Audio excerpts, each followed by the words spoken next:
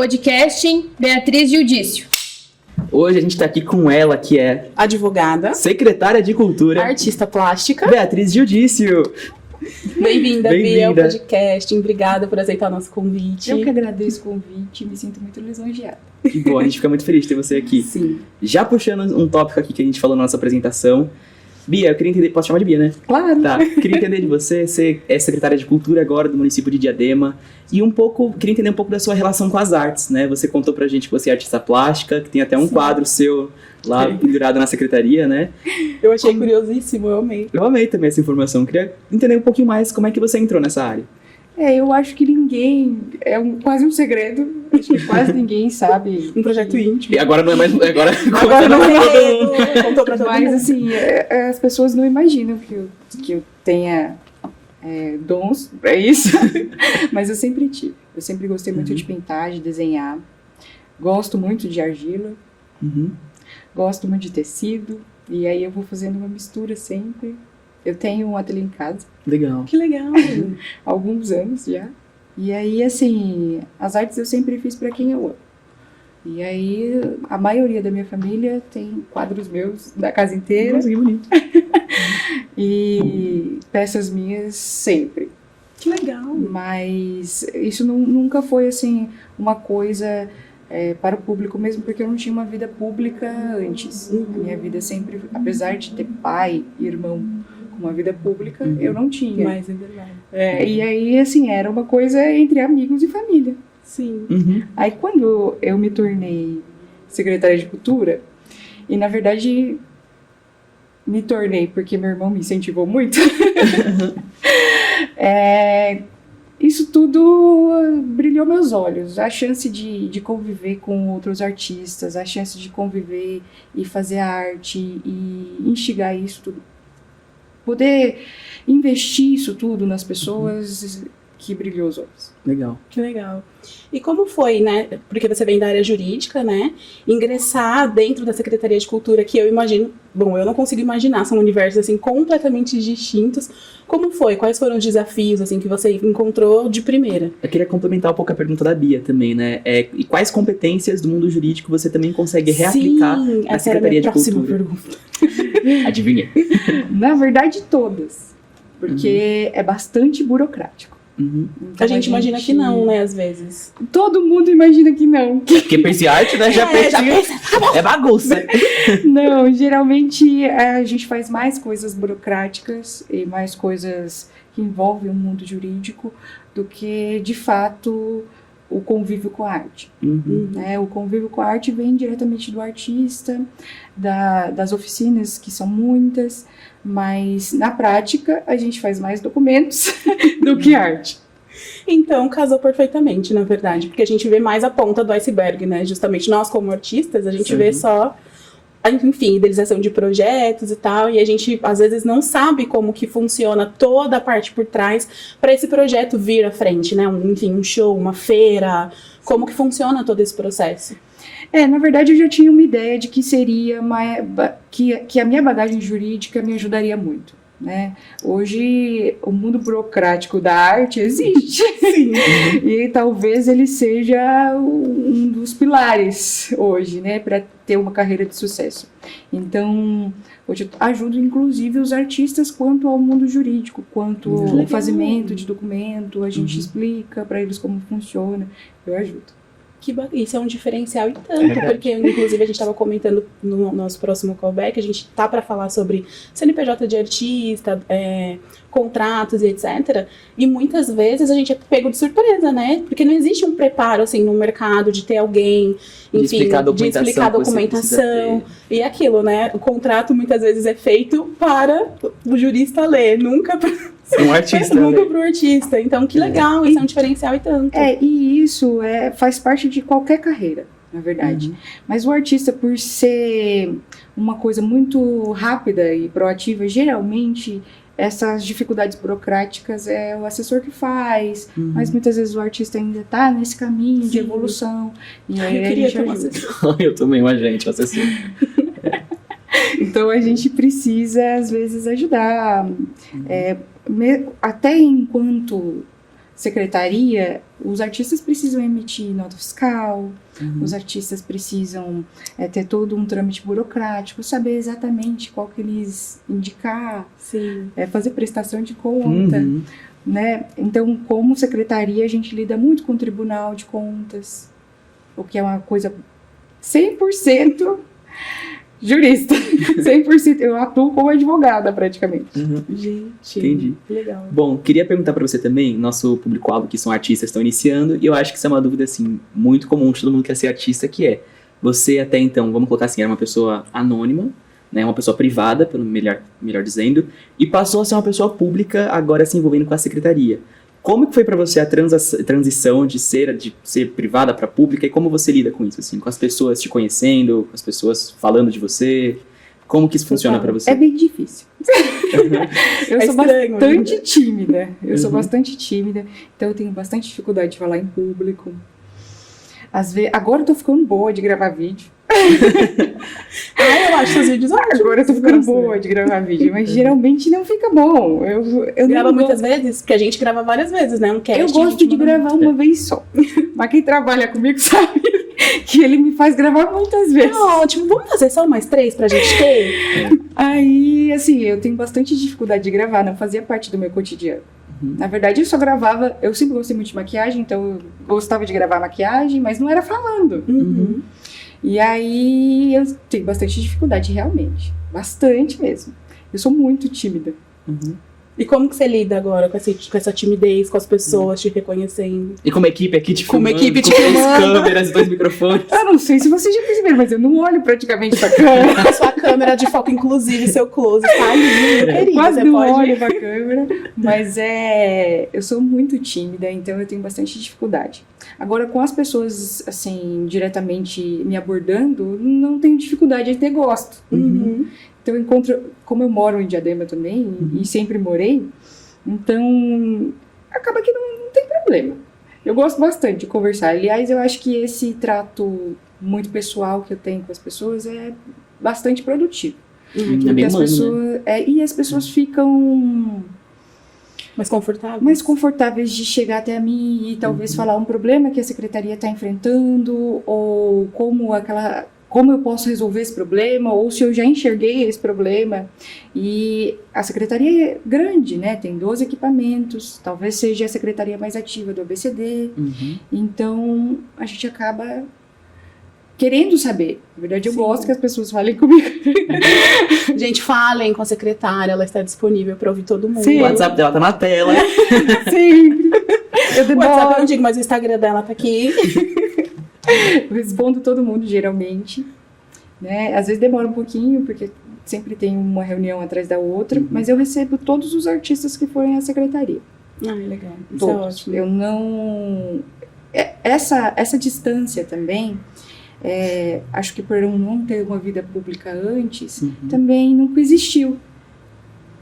Então, essa distância que geralmente as pessoas... eu só atendo com o horário marcado. Mentira! Se você for na secretaria, você vai me encontrar, você vai falar comigo e tá tudo bem. Ai, maravilha. E falando um pouquinho sobre a parte dos arte-educadores, né? A gente sabe que Diadema é um polo cultural, assim, gigante. Nós somos crias dos cursos, né, das oficinas aqui da cidade. E eu queria saber um pouquinho como que funciona um processo para um artista que queira dar aula, enfim, que queira entrar mais nessa parte do âmbito educativo dentro da cidade. A secretaria está dentro dessa frente. Sim, a secretaria é movida por 3 frentes, basicamente, né? A gente tem 3 termos de parceria. Aí entra o jurídico. A gente tem 3 termos grandes de parceria, um com a companhia de dança, a PBD, um com o Circo Escola e um com Cenários Futuros. E aí depende de qual dos 3 você gostaria de estar. Basicamente, todos eles fazem o chamamento no começo do ano, tanto para os arte-educadores, como por corpo artístico, no caso da companhia de dança. Essa seleção, nesse ano, foi bastante difícil, porque foi a primeira vez que eu tive contato com esse tipo de coisa, e eu sou bastante controladora. Então, eu vi todos os processos acontecer. Né? E aí, assim, é uma coisa que foge um pouco do que era o meu cotidiano, né? Hoje não mais, né? Hoje já tô acostumada. Já tô acostumada. Mas no começo foi bastante difícil, porque era um processo de seleção bem extenso. A gente tem muitos arte-educadores. Eu acho que em torno de 300 arte-educadores. Caramba, bastante. Bastante gente para gerir. Arte-educador. Alguns são mais próximos. Então, assim, eu sempre tive um contato próximo com a Cleide, com a Rejane. Alguns são bem próximos da gente, tanto que a gente acaba chamando eles para outros trabalhos. Sempre que eu vejo oportunidades que cabe àquela pessoa, eu indico. Legal. Bom, e aí pensando nos artistas menores, né, a gente falando de arte educadores, mas nos oficinandos, né? Sim. Quais são as políticas que a gente tem na cidade para essas pessoas de desenvolvimento, até mesmo das oficinas, né? A gente tem bastante oficina, né? Quais são, quantas são e onde estão? São continuadas. São continuadas, exato. E quais outras políticas a gente tem, assim, para dar visibilidade para esses artistas? Sim, vamos lá. A gente tem das mais variadas oficinas, desde marcenaria até música. Marcenaria? Tem marcenaria. Caramba, também. Marcenaria, gente. Eu sabia do crochê, marcenaria. Nem do crochê eu também não sabia, descobri na pré-entrevista. Tem marcenaria, tem ponto de moda, que é costura criativa. Que legal. A gente tem muita... Tem cinema também, né? Tem cinema, tem roteiro, tem muita coisa. Hoje, existem algumas oficinas que são continuadas, como artes cênicas.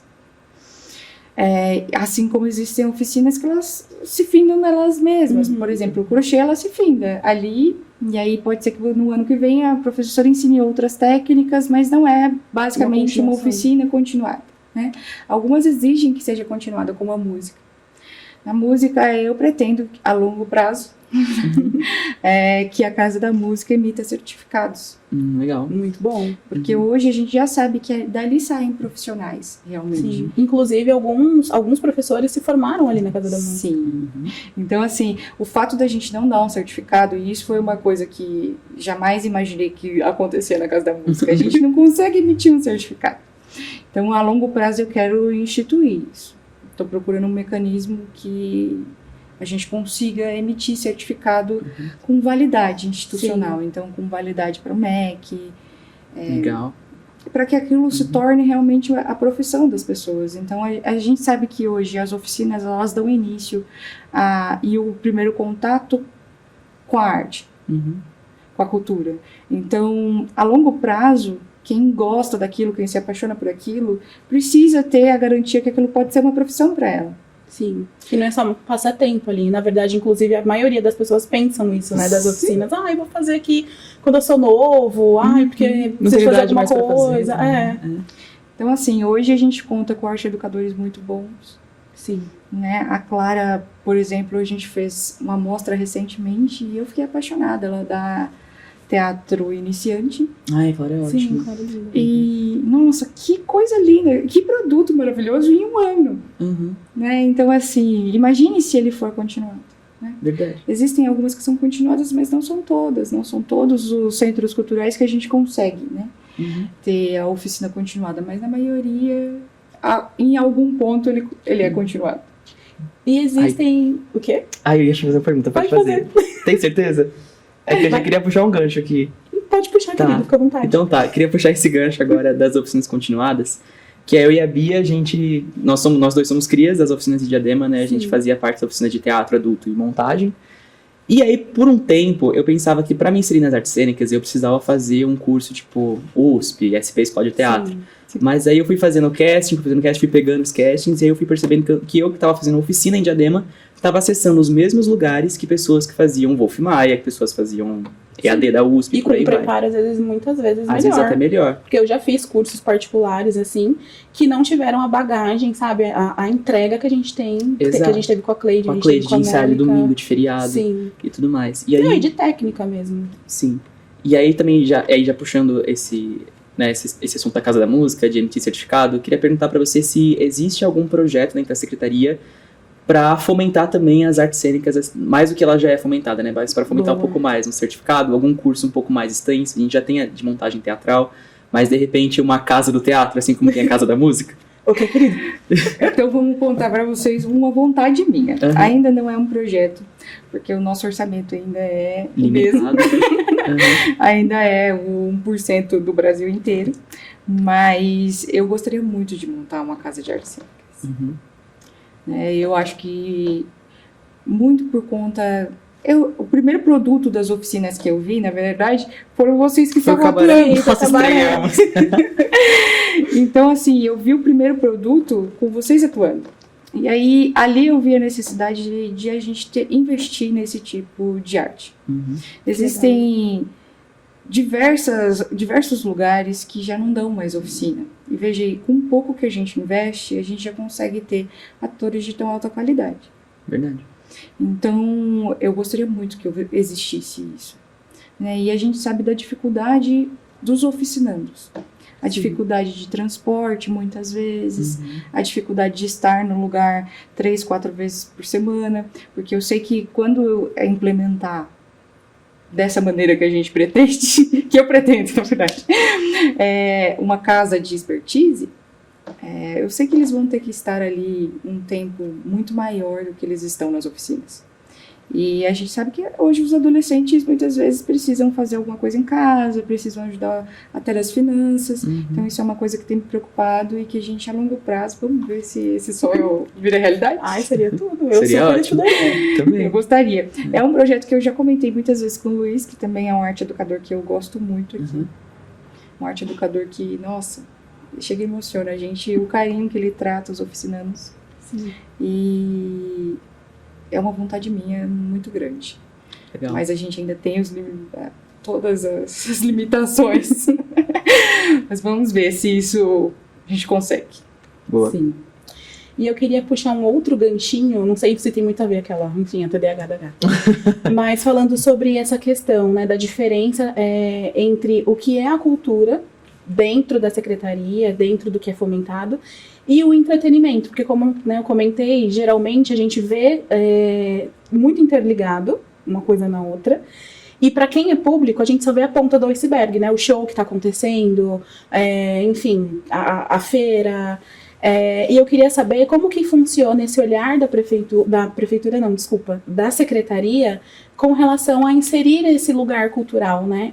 Teve uma fala que você colocou na nossa pré-entrevista que eu achei interessantíssima sobre isso, de incentivar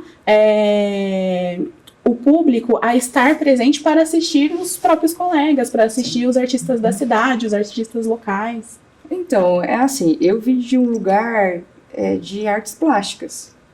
As artes plásticas, elas não são aplaudidas como a música. Então, assim, e isso é 100% cultura. Sim. Esse lugar onde a gente fala que, e as pessoas entendem, que os shows grandiosos são magníficos e só isso que é cultura, eu entendo que é totalmente diferente. Eu acho que cultura é o que o nosso colega está aprendendo na oficina. Eu acho que cultura é as artes plásticas, que, como eu falei para vocês, não tem a mesma dimensão que os shows, então, por óbvio, não vai ter aquele público gigantesco se eu pagar um artista de fora. Então, assim, hoje eu sinto falta na secretaria dos próprios artistas que são oficinandos, aplaudindo a arte que a gente faz todos os dias. Hoje a gente atende 10 mil pessoas semanais. Caraca, é muita gente. Como é descentralizado, isso poderia criar um rotativo e um aplaudir o outro, porque é o crescimento e a evolução cultural do outro. Então isso me incomoda um pouco. Isso é uma coisa que eu tenho inserido aos poucos, cultivando talvez lugares que são concentrados com cultura. Onde fica a Secretaria de Cultura, tem o Centro de Memória e tem a Casa da Música. Aquele é um lugar que, quando eu cheguei, eu falei assim, esse lugar é lindo. Sim, e pouca gente conhece, pouquíssimas pessoas Por conhecem. que as pessoas não frequentam esse lugar? Isso aqui podia ser um polo cultural gigantesco. Sim. Então, aqui deveria se fazer arte o tempo todo. Verdade. Sim, é uma vontade minha. Eu sei que isso é uma coisa gradativa e também é cultural da nossa cidade, né? Ao longo dos 4 anos passados, a gente teve shows grandes, onde se investia muito nos shows. E muitas vezes o artista local não era contratado. Enfim, é uma escolha da secretaria contratar artistas grandes ou não. Né? E eu vendo a qualidade de artistas que a gente tem aqui, eu não acho que é bom investimento. Porque muitas vezes a gente coloca o artista local para se apresentar e ele é 50 vezes melhor do que o artista que eu pagaria 100 E com mil recurso reais. tão limitado, né? Tipo, E com acesso, e as pessoas, a própria população não está habituada sim. a frequentar. Então esse é um trabalho de formiguinha. A gente tem feito esse trabalho de formiguinha levando a secretaria e os projetos culturais descentralizando, levando aos bairros. Então fomos para o Céu das Artes, já estivemos onde não tem centro cultural, porque existem alguns bairros que a gente não tem centro cultural. Então, assim, a gente tem centralizados para que as pessoas se acostumem que não é um grande show. Sim. A cultura em si pode ser um grande show? Pode. Mas veja a cultura da nossa cidade tão rica. Esses artistas precisam ser aplaudidos. Verdade. Sim. Eu tive com um grande amigo ontem, que eu até comentei com o Juliano, que trabalha aqui na fábrica, que eu fui a primeira a contratá-lo. Caramba. Que legal. O primeiro cachê que ele teve foi na minha gestão. E eu, controladora que sou, eu escolho, tá? E aí eu virei pra ele e falei assim, mas quanto tempo você tem uma história cultural? Ele falou assim pra mim, desde 90. Meu Deus. Caraca. Então, assim, como que eu não vou aplaudir esse cara que continua resistindo? Sim. E ele é muito bom, aliás. A gente fez um show, não vou citar quem é pra não... Depois que desligar a câmera, A gente quer saber. É o seguinte, a gente fez um show grande, com estrutura de show grande. Legal. E ele foi o que teve mais presença de palco. Aliás, muito mais do que outros artistas que ganharam um pouco mais de cachê. Ele teve muito mais presença de palco. Então a gente precisa investir no artista local e conhecê-los. Porque a gente só investe no que a gente conhece. Sim. Né? Então essa proximidade é isso. Eu conheço, eu sei o que eu sei o que ele faz. E aí sim, eu conheço a história dele. Mas eu fiquei chocada. Sim. Porque você está na estrada desde 90, né? Tem esse excelente repertório. E nunca foi contratado. Como assim você nunca foi contratado? É sobre dar oportunidade, né? Dar voz. Visibilidade. Visibilidade. Pegando esse gancho, eu sei que a gente já tá se encaminhando pro final, nossa produção já tá ali, ó. Mas eu tenho uma pergunta que cabe muito com o que você tá comentando sobre esse lugar. Quais são os projetos, as frentes da secretaria para trazer essa visibilidade? Eu sei que tem a Rua da Gente, né, que inclusive eu nem sabia que tinha ligação com a Secretaria da Cultura, eu jurava que era unicamente a Secretaria do Esporte, e eu queria saber quais são os demais... Me fugiu a palavra? As demais atividades de comunicação. Que a Secretaria Visibilidade tem dos para artistas. trazer essa visibilidade artística, como você comentou, o artista que de repente que tiver um projeto para levar para você. Quais são as articulações? Né? Eu gosto de atender os projetos. Legal. Eu tenho uma mente bastante criativa. Então, geralmente, eu atendo os projetos mesmo, de forma que eles são continuados pessoalmente. Eu prefiro atender eles na secretaria para entender o que ele pensou naquele projeto, porque muitas vezes traduzir o que a gente pensa em palavras é difícil. De só receber um papel ali, tá bom. E o papel é impessoal, a gente não sente a alma que a pessoa está tentando colocar aqui. Sim. E aí, agora, os artistas que querem se apresentar na cidade, e eu tenho tido o esforço também de colocar no Rua da Gente, não só artistas musicais. A gente tem diversos projetos. Tem o Rua da Gente, tem o Laboratório o LAB, Laboratório de Cenas Curtas. A gente tem um projeto com a Fábrica de Cultura que chama O Palco é Livre.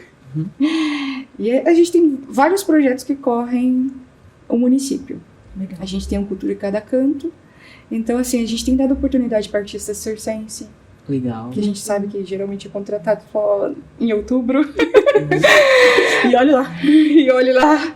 A gente tem dado oportunidade para dança, para as mais diversas expressões. Então, no Rua da Gente tem o Bruninho Paixão, que dança com patins, Caramba. Que legal. Nossa, que é difícil. Nossa, excelente. sim. Ele é excelente.